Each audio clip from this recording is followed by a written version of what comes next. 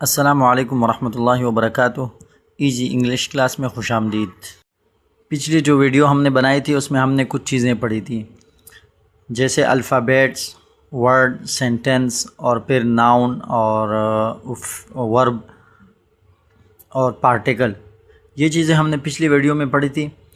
ابھی ہم ان چیزوں کو تھوڑی تفصیل سے پڑھیں گے اور ورب کے بارے میں بتائیں گے کہ ورب کیا چیز ہے، کیونکہ یہ ورب ایسی چیز ہے اگر اس ورب کو بندہ سیکھے تو اس کے بعد انگلش گرامر سیکھنا انتہائی آسان ہو جاتا ہے۔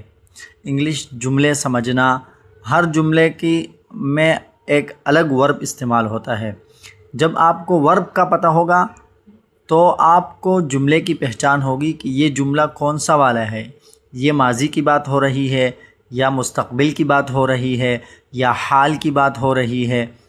تو اب ہم اس کو دوبارہ تھوڑی سی تفصیل سے پڑھتے ہیں کہ سب سے پہلے ہم نے پڑھا تھا اسم یعنی ناؤن وہ لفظ ہے جو کسی شخص، جگہ، چیز یا کسی معنی کے لیے بولا جائے اور اس میں زمانہ شامل نہ ہو، جیسے مین آدمی، ہاؤس گھر، واٹر پانی، علم نالج۔ تو یہ چیزیں جو ہے نا یہ ناؤن کہلاتی ہیں، یہ ورب بھی نہیں کہلاتی اور یہ پارٹیکل بھی نہیں کہلاتی۔ دوسرے نمبر پر جو ہے وہ ہے فعل، جس کے بارے میں آج کی یہ ویڈیو ہم بنا رہے ہیں کہ ورب وہ لفظ ہے جو کسی کام کے ہونے یا کرنے پر دلالت کرے اور اس میں زمانہ پایا جائے، جیسے ہی روٹ، اس نے لکھا، تو اس کے اندر زمانہ پایا جاتا ہے یعنی ماضی کا زمانہ اس میں پایا گیا۔ ہی رائٹس، وہ لکھتا ہے، تو اس میں دیکھو حال کا زمانہ پایا جا رہا ہے، تو اس کو کہتے ہیں ورب اور اردو میں اس کو کہتے ہیں فعل۔ تیسرے نمبر پر ہم نے پڑھا تھا پارٹیکل یعنی حرف، وہ لفظ جو اپنے طور پر مکمل معنی نہیں دیتا بلکہ دوسرے لفظ کے ساتھ مل کر معنی مکمل کرتا ہے۔ مثال کے طور پر ان ہے یا آن ہے یا ٹو ہے یا فرام ہے، تو یہ خود سے معنی ان کا مکمل نہیں ہوتا بلکہ کسی لفظ، کسی فعل کے ساتھ، کسی ورب کے ساتھ مل کر یہ معنی پورا کرتا ہے۔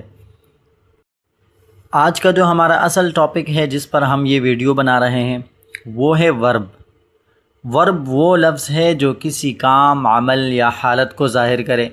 پیچھے ہم نے اس کی تعریف پڑھ لی۔ مثال کے طور پر گو، اس کا معنی ہوتا ہے جانا۔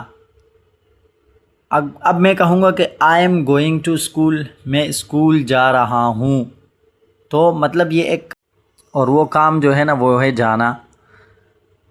اب آتے ہیں اس بات کی طرف کہ ایک ورب مختلف جملوں میں مختلف شکلیں اختیار کرتا ہے۔ مثلا یہ جو گو ہے اس کا معنی ہے جانا، تو یہاں پر اس کی ایک شکل ہے، لیکن ماضی کے جملے میں جا کر اس کی کوئی دوسری شکل، یہ دوسری شکل اختیار کر لے گا، جیسے ہے دوسری شکل اس کی ہے وینٹ۔ پھر کسی اور جملے میں جا کر یہ تیسری شکل اختیار کر لے گا اور اس کی تیسری شکل جو ہے وہ ہے گون۔ تو یہ تین شکلیں ہیں، ایک ورب کی تین شکلیں ہوتی ہے۔ تو چلیے اس کو تھوڑا تفصیل سے پڑھتے ہیں۔ ابتدائی مرحلے میں ہم ورب کو تین فارم میں تقسیم کرتے ہیں کیونکہ یہی اصل فارم ہیں اور ان پر پوری انگلش گرامر کی بنیاد قائم ہے۔ جب آپ کو ورب کے فارم یاد ہوں گے تو انگلش گرامر بہت آسان ہو جائے گی، یعنی کوئی مشکل نہیں رہے گی اس میں۔ ہر ورب کی بنیادی تین فارم ہوتی ہے، اور یہ جو ہر ورب کی بنیادی فارمز ہیں اس کو ہم فرسٹ فارم یعنی پہلی فارم، اور سیکنڈ فارم یعنی دوسری فارم، اور تھرڈ فارم یعنی تیسری فارم ہم اس کو کہتے ہیں۔ یہ اس کے نام ہوں گے۔ تو چلیے اب اس کو مثال کے ساتھ سمجھتے ہیں۔ جیسے سب سے پہلے ہم نے لکھا ہے گو، پھر اس کے بعد وینٹ، اور پھر اس کے بعد تیسرے نمبر پر ہے گون۔ تو یہ جو گو ہے اس کے تین فارم ہے، ایک گو، دوسرا وینٹ اور تیسرا گون۔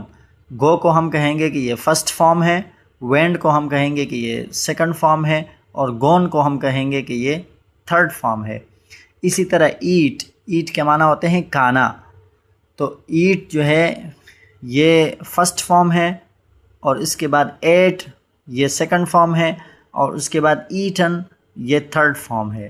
اسی طرح رائٹ، رائٹ کے معنی ہوتے ہیں لکھنا، تو یہ رائٹ یہ فرسٹ فارم ہے، روٹ یہ سیکنڈ فارم ہے اور ریٹن یہ اس کا تھرڈ فارم ہے۔ اسی طرح اسپیک کے معنی ہوتے ہیں بولنا، تو اسپیک یہ فرسٹ فارم ہے، اسپوک یہ اس کا سیکنڈ فارم ہے، اور اسپوکن یہ اس کا تھرڈ فارم ہے۔ تو یہ چیزیں یاد کرنے کی ہوتی ہے کہ پہلا فارم کیسا ہوتا ہے، دوسرا کیسا ہوتا ہے، اور تیسرا کیسا ہوتا ہے۔ جب یہ تین فارم ہمیں یاد ہو جائیں گی تو پھر جملے بنانے بہت آسان ہوں گے، اور ہمیں یہ پتہ بھی چلے گا کہ کس جملے میں کون سا فارم استعمال ہونا ہے۔ اس کے علاوہ دو فارم اور ہیں، جیسے ایک ہے ایس یا ای ایس والا فارم ہوتا ہے جیسے گوز، اور ایک آئی این جی فارم ہوتا ہے، آئی این جی فارم اس کو کہتے ہیں۔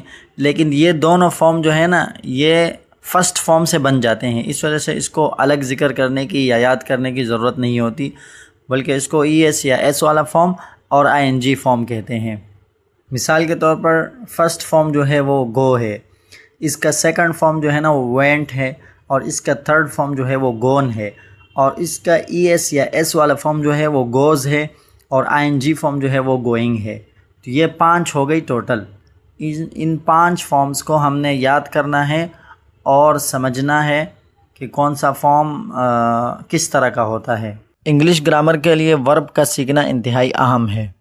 جس طالب علم کو ورب فارم آ جاتی ہے اس کے لیے انگلش گرامر کا بڑا حصہ آسان ہو جاتا ہے۔ تو آج کے لیے اتنا سبق کافی ہے۔